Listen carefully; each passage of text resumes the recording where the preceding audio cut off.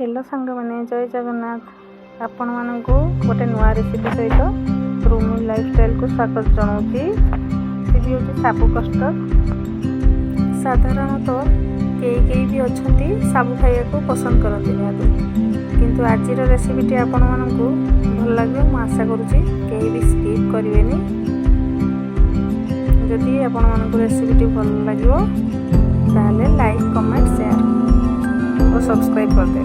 आसतु आज recipe start करिया। गोटे ढाल हाफ लिटर क्षीर फुटे नौ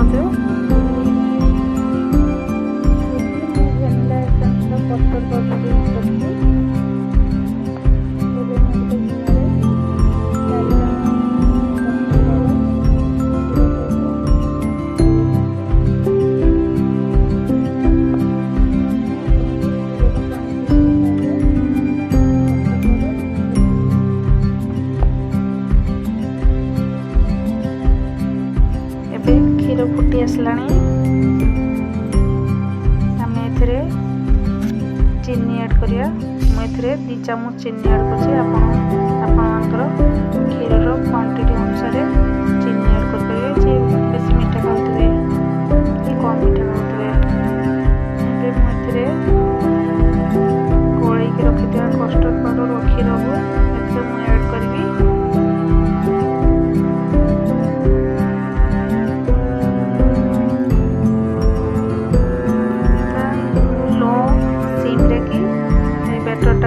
पकईकि भल भाव में गोल ने तार थिकनेसटा बहलिया ग्रेवी टाइप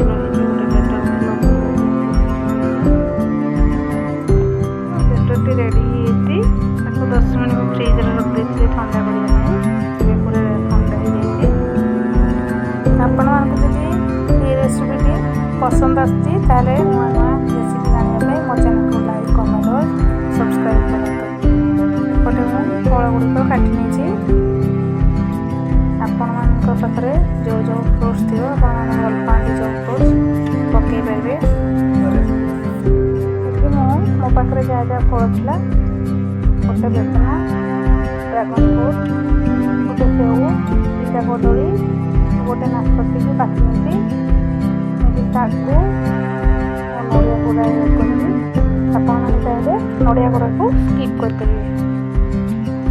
आसतु बनइबा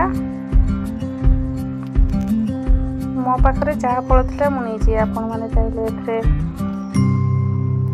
अंगूर नहीं पारे ड्राई फ्रुट्स नहीं पारे आपको जो फल भल लगे आप नहीं पारे। ये मोर बैटर टी ठंडा हो गला मुझे सागु नड़िया कोरा ऐड कर सब फ्रुट्स ऐड कर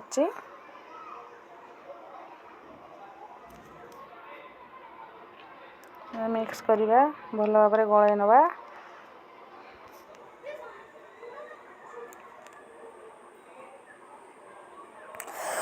एवं मु भल भाव में गोले नहीं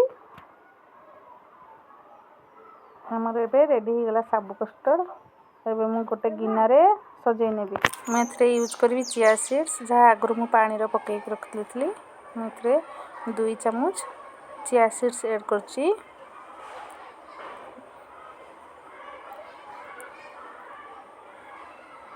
आपण मैंने चाहिए स्किप करें।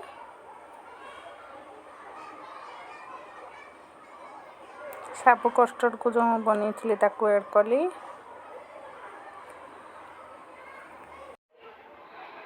मुझे गिनाटा गुड़िया सजाइवाई तापर पुणी आउ गोटे चामच चिया सीड्स और किसी बेदना मंजी ताकू यूज करची। आपण मानकु जदि ये रेसिपी भल लगी तो लाइक कमेंट और शेयर करूँ। एबे हमर रेडी हो गला साबु कस्टर्ड। लास्ट रे मु केसर ऐड करची। एबे मोर रेडी हो गला साबु कस्टर्ड। रही जय जगन्नाथ।